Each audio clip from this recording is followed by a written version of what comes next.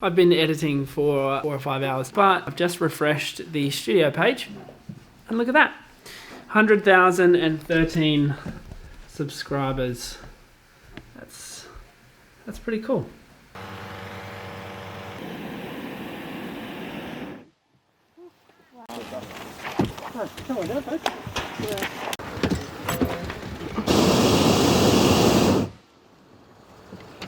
Somewhat nervous.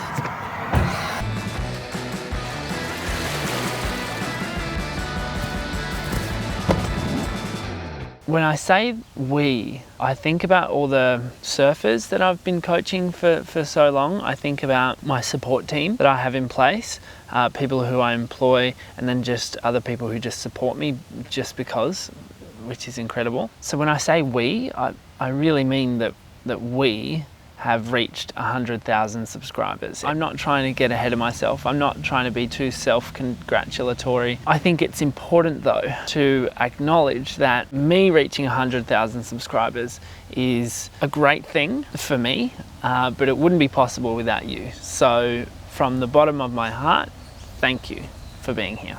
To be honest, nothing really feels different about reaching this number. It's just a number. It's just like a bank account. It kind of doesn't really translate to much other than metrics. But what it does do, I think, is it enables me to perpetuate this current trajectory where I can continue to create content that not only serves people, you guys, you know, the people who come up to me and say hello on the surf, and people on the other side of the world who comment and like and watch. It also is creatively fulfilling for me. And even though my life is in absolute shambles right now, in the best way possible, it still feels fantastic that I can see the path that has been opened up for me thanks to you. So in saying that, I wanted to take today's opportunity to reflect and look back at the journey to getting here, well beyond just starting at YouTube, in the hopes that this inspires you not to start your own social media or whatever, but in the hopes that it just empowers you to decide what you want in life and then to go and get it. Let's rewind the clock before coming back and making an exciting announcement at the end of the video. Boop.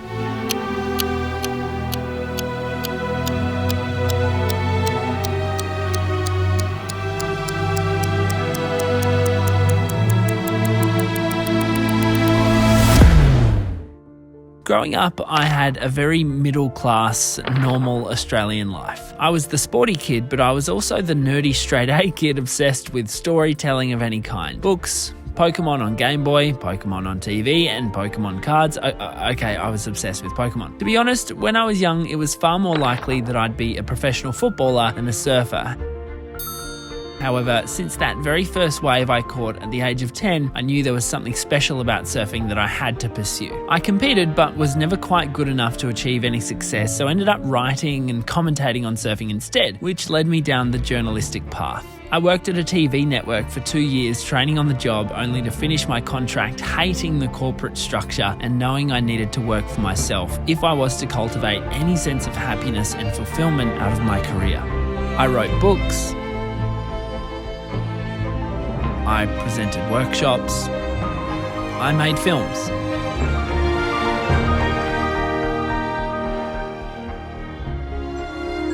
And surfing was always there, bubbling along in the background as a precious goalpost with which to spend my hard-earned time, an escape from the banality of working my way into debt and to avoid contemplating the confusion I felt about what I was meant to do with my time on this earth. I was too scared for a long time to turn surfing into a job. I didn't want it tainted like everything else I'd experienced when it was tied to a paycheck.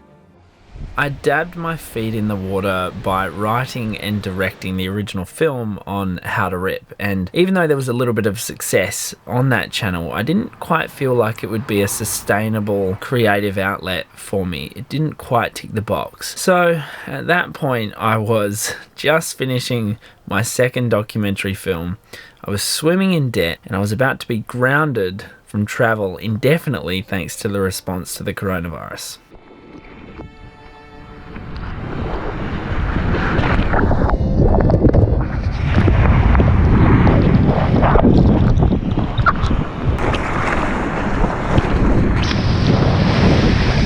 I had a beautiful surfing session one morning in Sydney where I'd been living for 4 years and came home with a huge list of jobs to do. The thought of sitting down to complete them was sickening. I sat on the grass in my front yard, toying with the anxiety that was rising, the resentment directed at nobody in particular, and eventually felt the portentous epiphany explode in my mind. I was ready. I felt ready to embrace surfing wholly.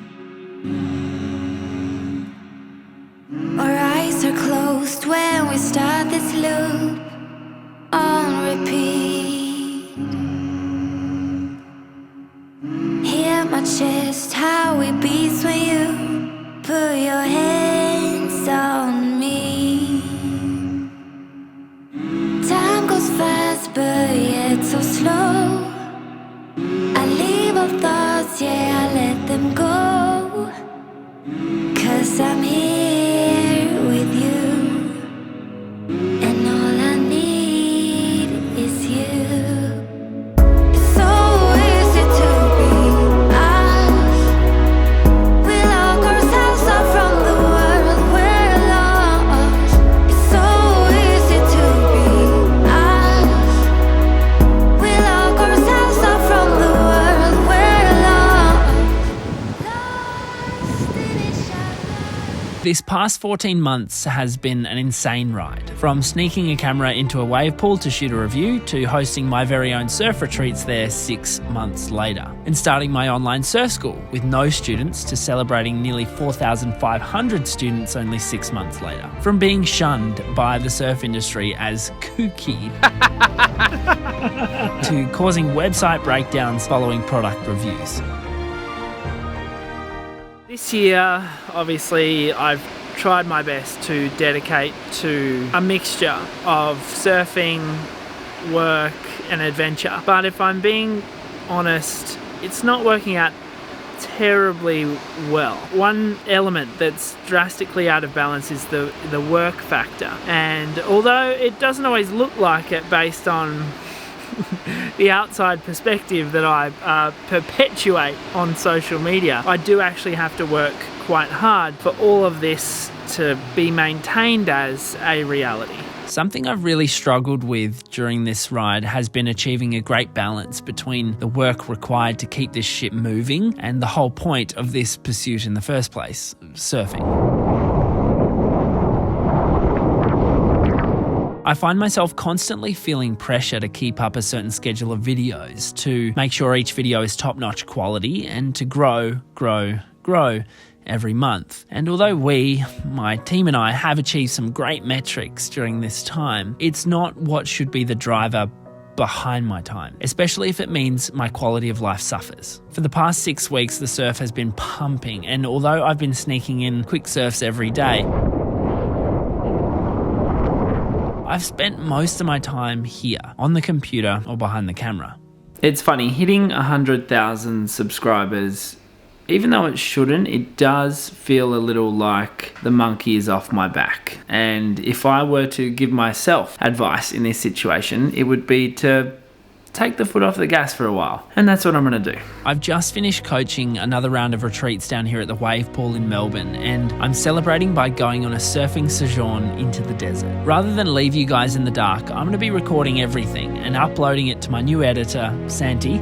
Say hi, Santi, who will be helping me turn these into engaging, interesting stories for you to enjoy, one of which you've seen already. The tutorials will continue, but they may slow down for the next 6 months while I fill up my own cup with tubes, and hopefully more tubes. And we're making one more exciting change to the business. I'm very excited to announce that my YouTube channel is joining 1% for the Planet, a foundation dedicated to preserving this incredible earth that we live on. This was something I've wanted to do for such a long time, but never found the time to go through the process. Now that we've hit 100,000 subscribers, I feel like it's my responsibility to start using this platform with absolute integrity, and I think this is the best way I know how. The ocean and this planet has given me and us so much, and I think this is the best way to celebrate hitting 100,000 subscribers. The reason that I want to do this is not for any political affiliation. I believe that we are stewards, and it is our responsibility to pass on this planet to the next generation in a better state than what we received it. I feel very fortunate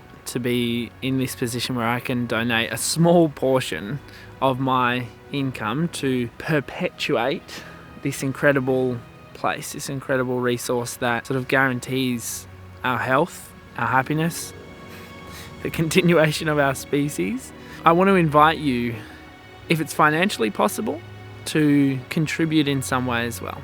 If you're not in a position to financially contribute, that's okay. I believe there are many other ways that you can do it, and I'm going to list a couple of different charities and methods for that in the description below. I'm going to focus my donations on one particular area that I think offers the biggest bang for your buck when it comes to serving the planet and rebalancing the earth, and I think that is regenerative organic agriculture. After making both my films, the gut movie and the longevity film, everything was pointing back to us getting closer and more connected with our food supply, and it would alleviate so many problems that we're currently dealing with on this planet.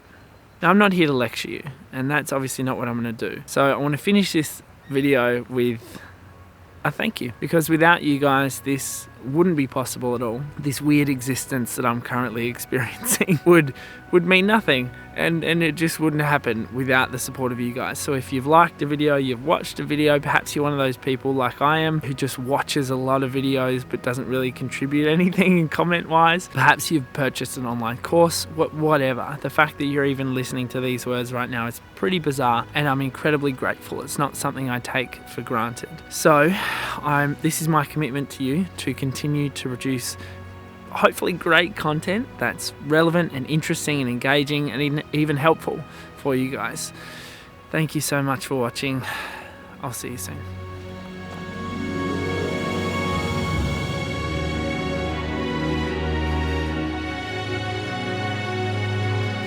It's the 100,000 subscriber storm! It looks so scary.